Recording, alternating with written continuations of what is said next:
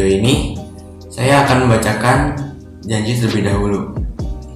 Saya, Muhammad Fajar Firdaus, mengerjakan evaluasi tugas masa depan dalam mata kuliah Algoritma dan Pemrograman 2 untuk keberkahannya. Maka dari itu, saya tidak melakukan kecurangan seperti yang telah dispesifikasikan. Amin. Dan itu, saya menyatakan untuk mendaftarkan diri sebagai asisten Alpro 1 dan akan saya paparkan di akhir video nanti. Selanjutnya, mari kita mulai videonya. Baik, langsung saja. Di header H biasa ada include, lalu ada deklarasi makro, beberapa makro di sini, lalu ada struct yang berfungsi sebagai kolom, nama, name, id, matkul, dan nilai, lalu ada variabel global, lalu deklarasi prosedur dan fungsi yang akan saya pakai nantinya. Selanjutnya kita ke main yang berisi program utama. Di sini ada fungsi untuk membersihkan layar CMD dan terminal, lalu ada deklarasi pita sepanjang 500 karakter, lalu ada tampilan awal welcome to the JARS DBMS bla bla bla, dan kode blok yang berisi alur DBMS. Yang pertama ada insert query, lalu percabangan jika kita masukkan perintah untuk keluar dari DBMS, dan query parser yaitu untuk mengurai si arti dari query yang kita masukkan. Selanjutnya kita ke machine.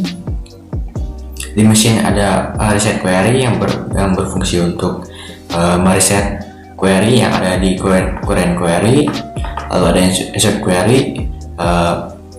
Insert query merupakan prosedur yang utama juga. Di sini itu berfungsi untuk memindahkan dari string pita ke dalam array of string current query. Jadi kita akan memisahkan perkata dan menyimpannya dalam array of string.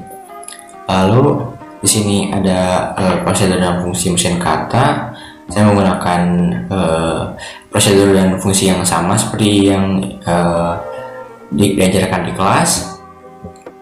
Setelah itu ada prosedur query parser, yaitu dia percabangan untuk membaca apakah kita akan melakukan insert, delete, atau select.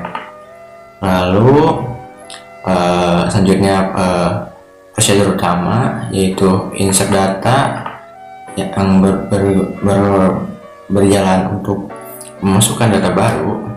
Jadi di sini tuh alurnya sebagai jadi kita membaca sequential file tabelnya, lalu menyimpannya dalam array temp, lalu kita menambahkan data tersebut jika update, maka mencari di manakah si data yang akan kita update itu berada. Di sini ada search data, dia mengembalikan indeks si data yang kita cari, lalu kita merubah data tersebut. Jika kita insert doang, maka kita akan menambahkan data baru di akhir array temp tadi. Setelah itu di akhir prosedur tersebut kita akan flash, yaitu kita menulis ulang si sequential file yang kita ubah datanya. Lalu yang selanjutnya ada prosedur delete data, yaitu kita menghapus data sama alurnya seperti insert data tadi, membaca sequential file, lalu kita simpan di temp, lalu kita memindahkan data dari temp ke temp kedua tanpa data yang kita pilih. Jadi seolah-olah data tersebut telah terhapus. Setelah itu kita flash lagi, flash ke file asalnya, Lalu selanjutnya ada select data. Select data itu saya membuat ada dua bagian. Yang pertama itu select join dan select biasa. Load data sama seperti prosedur sebelumnya. Pertama dilakukan adalah load data ke dalam temp. Lalu di sini tuh saya mencari panjang lebar maksimal kata dalam satu kolom, dalam tiap kolom maksudnya. Lalu kita memfiltering data, jadi kita hanya menampilkan data yang ingin dicari. Lalu setelah ini kita mereset si tampungan awal tadi. Dan di sini tuh selanjutnya ada kita menampilkan si data apa yang kita ingin tampilkan. Ya di sini ada berbagai for dan if. Yang pertama di sini tuh kita print nama kolomnya, lalu isi kolomnya, dan selanjutnya ada menampilkan banyak data, atau jika tidak ada data maka akan keluar data lapor. Lalu ada yang saya telah katakan sebelumnya, saya ada select join, yaitu menggabungkan dua tabel yang dimana yang satu memiliki primary key yang lain memiliki foreign key. Lalu selanjutnya ada prosedur dan fungsi tambahan, yaitu prosedur dan fungsi untuk mensupport fungsi-fungsi utama tadi. Yang pertama ada load data yang tadi seperti yang telah saya jelaskan, yaitu membaca sequential file lalu menyimpannya di temp. Lalu selanjutnya ada search data, yaitu mencari data sesuai yang kita butuhkan. Lalu ada flash, yaitu menulis ulang file beruntun. Lalu yang terakhir itu ada print center, dan maksud print center berguna untuk menampilkan string dalam format center. Lalu maksud itu mencari lebar maksimum dari tiap kolom dalam tabel. Lalu selanjutnya itu saya akan menampilkan sequential file. Yang pertama itu adalah mahasiswa.txt. Di sini itu ada yang pertama ini merupakan name, lalu selanjutnya ada nama, dan selanjutnya adalah ID matkul, dan yang terakhir ada nilai. Dan file yang saya gunakan sini berupa data pagar. Lalu selanjutnya tabel matkul yang berisi ID matkul dan nama matkul. Setelah itu kita akan mencoba untuk menjalankan untuk mengkompil dan menjalankan DBMS. Bintang C, min C, C bintang C min O, lalu GCC /a.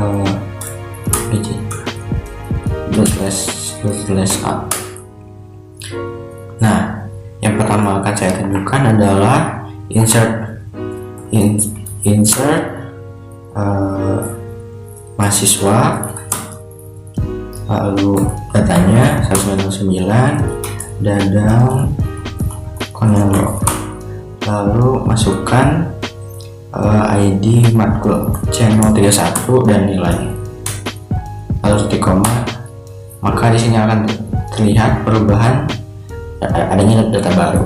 Lalu jika ingin mengupdate data, maka tinggal menambahkan insert update, lalu nama tabel, lalu data yang baru, Dadang Konelo. Misalkan kita ingin merubah nilai menjadi A, maka dari sini akan berubah. Lalu selanjutnya ada kita akan mencoba menghapus data yang barusan tadi kita buat, yaitu delete. dialek, terus nama tabel dan mahasiswa, dan kita bisa hanya menggunakan satu parameter. Misalkan kita ingin memproses melalui nama, misalkan Dadang Cornel. Nah, jika kita melupakan titik koma, maka akan muncul error expected titik koma. Kita akan coba yang lagi, mahasiswa Dadang Cornel kedua koma, maka data yang dari kita masukkan akan terhapus.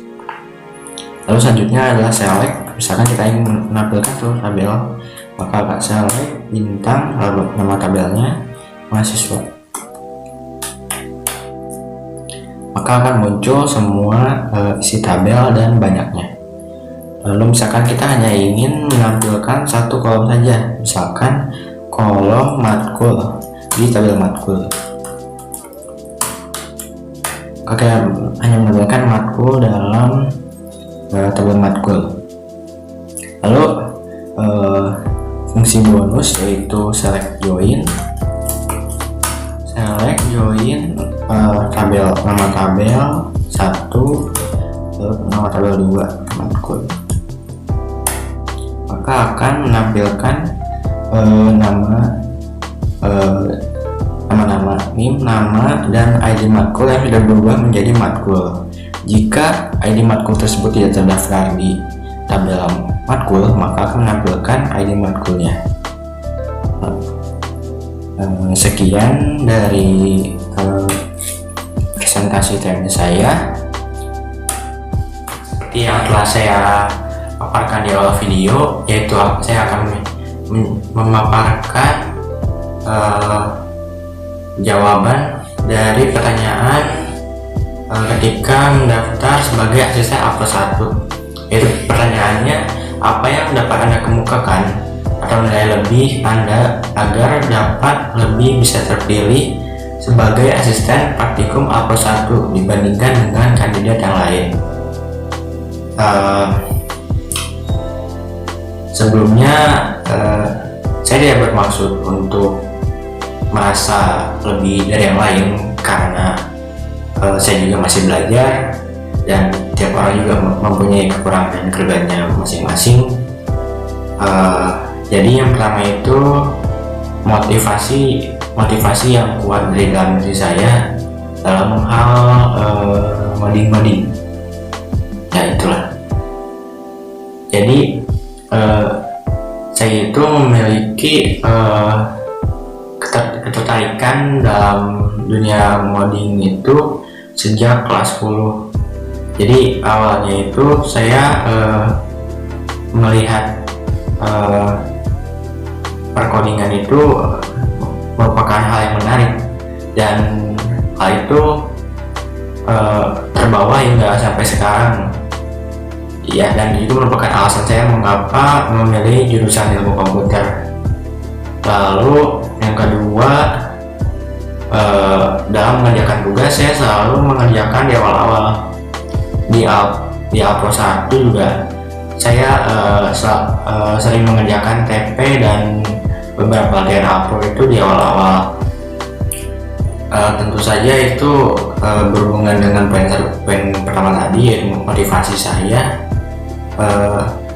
Jadi ketika ada soal rilis, maka saya berusaha untuk cepat-cepat mengerjakannya, karena menurut saya CSPC itu berasa kompetisi. Jadi saya berusaha untuk yang paling cepat membereskannya.